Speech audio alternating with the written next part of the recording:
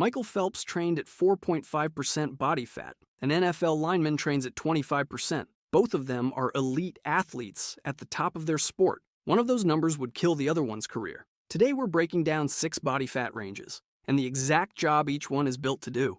The razor's edge, 4 to 8% in men and 10 to 13% in women. At this body fat range, you are living at the absolute physical minimum, not the minimum for performance, the minimum for human function itself. The mechanic here is called essential fat, and it has nothing to do with how you look. Essential fat is the fat your body requires just to keep the lights on. It insulates your nerves, it keeps hormones producing, and critically, it lubricates your joints through a fluid called synovial fluid, which depends on healthy fat metabolism to stay in production. Think of essential fat like engine oil. There's a minimum line on the dipstick, and below that line, the engine doesn't immediately stop. It starts grinding its own parts. Movement that used to feel like a well-oiled machine starts to feel crunchy. Your joints begin sending your body bills it cannot pay. Range of motion tightens. The machine is failing mechanically before you consciously register anything is wrong. Michael Phelps, 23 Olympic gold medals, the most decorated Olympian in history, held 8% body fat at the 2008 Beijing Olympics, where he won 8 gold medals in 8 days. Preparing for what he described as his final Olympics at age 31, he pushed that number to 4.5%. In a 2017 CNN interview, he said it directly. I got down to 4.5% body fat. It's basically skating on thin ice. Any lower than that is unhealthy. The greatest swimmer who ever lived found the floor and described it out loud. The International Olympic Committee formalized what Phelps intuited. They call it relative energy deficiency in sport, RED-S. Below essential fat, bone density falls. Hormones crash. The body starts rationing resources for survival rather than performance. Absolute output drops even as the athlete looks leaner. 8% wins 8 gold medals. 4.5% is where the body starts negotiating with itself. If you are in this range, your body fat is functioning as pure mechanical efficiency. Zero excess load, maximum joint freedom, nothing wasted. The advantage is real, and it is significant. So is the margin. This is the edge of the performance map. One step further and the map ends. The athletes who live just above this range use that same efficiency to do something that costs minutes over 26.2 miles. The endurance engines, 6 to 11% in men and 12 to 16% in women. In this range, your body is running one of the most metabolically efficient engines in all of sport, and the physics that makes it work comes down to a mechanical truth that most people have never thought about. Running is a controlled forward fall. On every single stride, your muscles catch your entire body weight and propel it forward. Across a full marathon, that happens roughly 40,000 times.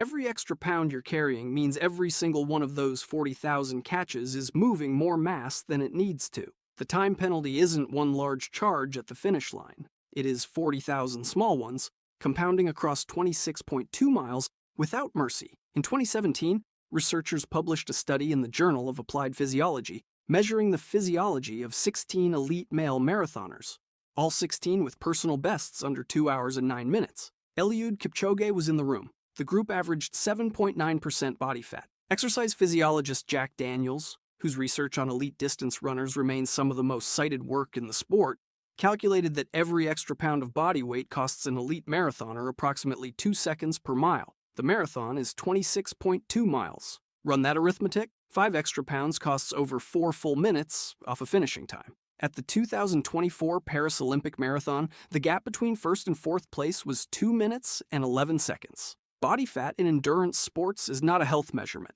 It is a timing measurement, counted in minutes, not mirrors. Every pound you're carrying at mile 20 that isn't producing force is just along for the ride, charging you rent in seconds. If you are in this range, your body has already solved the most expensive equation in endurance sport. You are carrying almost nothing that isn't directly generating force. You are not built to look impressive standing still. You are built to be impossible to catch. Point that same engine at a sport where you need to stop someone or absorb a collision, and the physics rewrites itself completely. The all-terrain athletes, 13 to 20% in men. Before we go further, this range is built on male data. If you are a woman, your equivalent window sits roughly 6 to 8 points higher. We will get to exactly why in a few minutes. For now, keep watching, because the biomechanics apply to everyone. Between 13 and 20% body fat, something specific happens that makes this the most versatile athletic window the human body produces. Two demands that should cancel each other out, generating force and generating speed, stop competing, and your body becomes the place where they shake hands. The mechanic is elastic energy. Your muscles and tendons act like springs. They load on the way down and release on the push-off. At 13 to 20%, there is enough mass to load those springs with real force, but the release stays fast because there is minimal dead weight dragging on the snapback. Overfill a spring with load it cannot use and the release slows. This is exactly why a running back at 18% cuts faster than the same athlete at 24%, with identical muscle underneath. The muscle is the same. The tax on the spring is different. If you have ever felt like you are in decent shape but cannot quite sprint the way you used to, you might be overfilling your springs. The engine is there. The excess load is changing the release. The Consortium of College Athlete Research used DXA scanners to measure 467 Division I college football players at 4 universities. Every position except offensive and defensive linemen fell between 13 and 20%, and every one of those positions was classified as healthy by body composition. Wide receivers, quarterbacks, running backs, defensive backs. Obese on paper by BMI, healthy in the scanner. Two completely different answers from the same body, depending entirely on which tool you use to look at it. If you are in this range, you are not the fastest person in the building and you are not the strongest. You can do both in the same play, in the same quarter, at the same intensity. Your body is an all-terrain vehicle. Most sports and most athletic careers are one in this window. Now here is where this video has to stop and explain something. The next range appears to go backwards. It opens at 10%. That is completely deliberate, because the next category does not follow the rules. It rewrites them. The shapeshifters, 10 to 25% men and women in combat sports. Every range so far assumes one thing, that an athlete's body fat percentage stays roughly stable across their season. Combat sport athletes treat that assumption like a suggestion. They do not have one body fat percentage, they have two.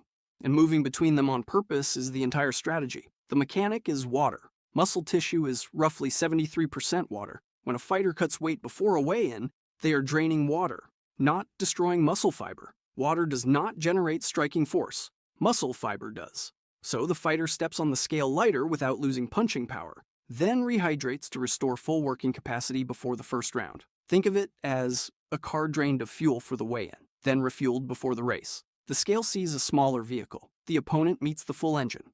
A 2022 study in the Journal of the International Society of Sports Nutrition tracked 616 professional UFC fighters competing between 2020 and 2022.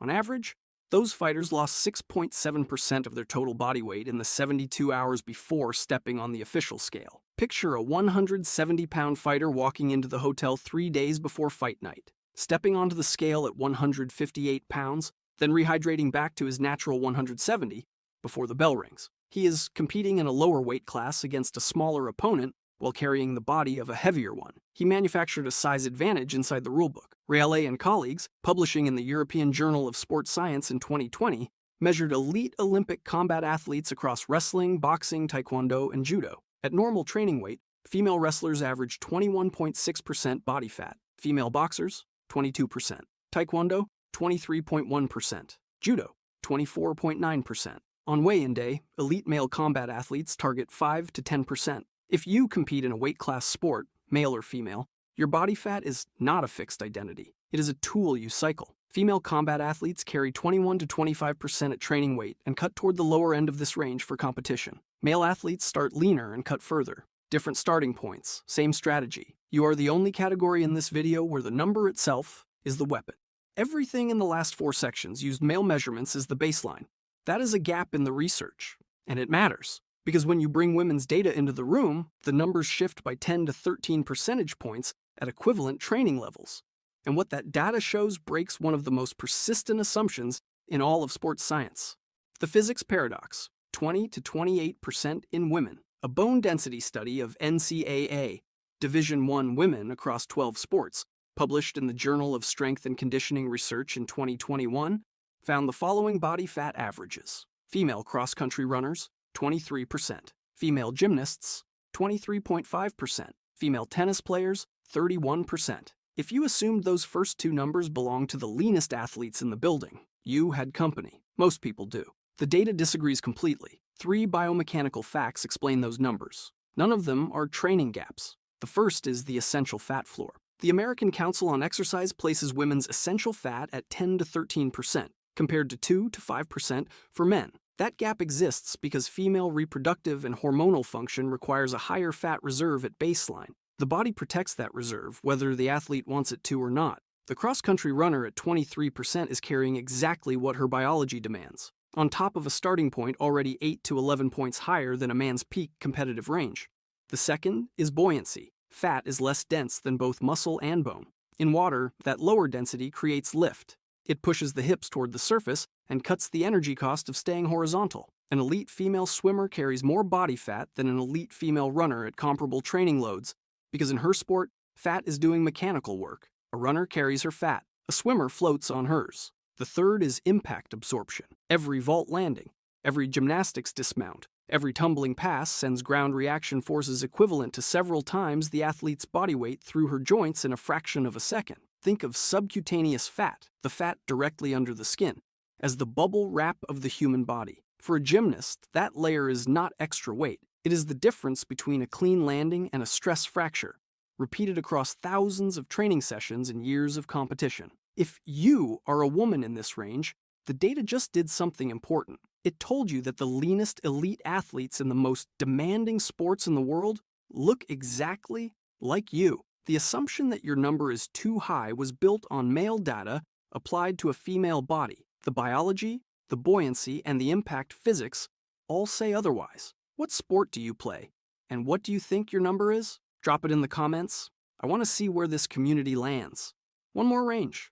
In this one, athletes are not using fat as fuel, lift, or shock absorption. They are using it as architecture, the immovable objects, 25% and above in men and women. At 25% body fat and above, a specific physics principle takes over. It has nothing to do with endurance, nothing to do with speed. It has everything to do with geometry. The mechanic is called inertia, the resistance an object has to being moved. And at this range, the human body engineers that resistance deliberately. A lineman drops into a three-point stance, wide base, low hips, mass distributed across a broad footprint. Picture the geometry, a pyramid versus a pencil. To tip a pyramid, you have to move its center of gravity past a very wide base. The defender trying to get through him has to generate enough force to shift that entire mass past its own foundation before he goes anywhere. Most of the time, he cannot. The body fat is not passenger weight, it is the base of the pyramid.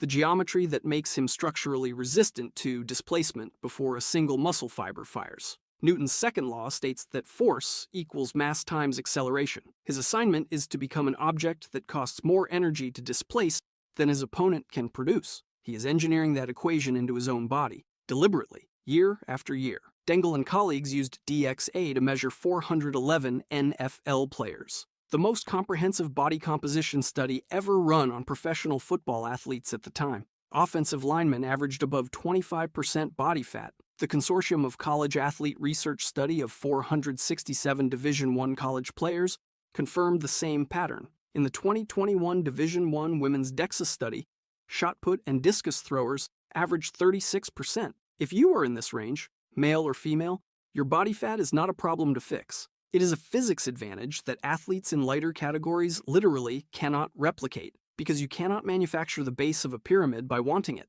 The female thrower at 36% and the NFL lineman above 25% are running the same equation: maximum mass, maximum inertia, maximum resistance to displacement. Your body is engineered to be immovable. That is a competitive category, not a consolation prize. But this script will not skip the cost. The Gatorade Sports Science Institute's analysis of NFL lineman DXA data found that players above 25% carry visceral adipose tissue, the fat surrounding internal organs, at 2 to 4 times the rate of other positions. Former NFL linemen carry documented elevated rates of cardiovascular disease after retirement. The body fat that makes them a wall at 28 starts building a different kind of wall at 48.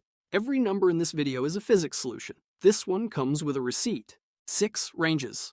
6 completely different physics engines. If you swapped the body of an elite marathoner with an NFL lineman, both would fail at their jobs by lunchtime. Kipchoge's 7.9% on an NFL offensive line is a structural liability. The pyramid has no base, and it collapses on the first snap. The lineman above 25% at a marathon start line would overheat before mile 2, running a body built for 3 seconds of maximum force across 26.2 miles of continuous demand. There is no best number. There is only the right number for the right engine. Your body fat percentage does not tell you whether you are an athlete. It tells you which athlete your body is built to be. I am Noah, and I'll see you in the next video.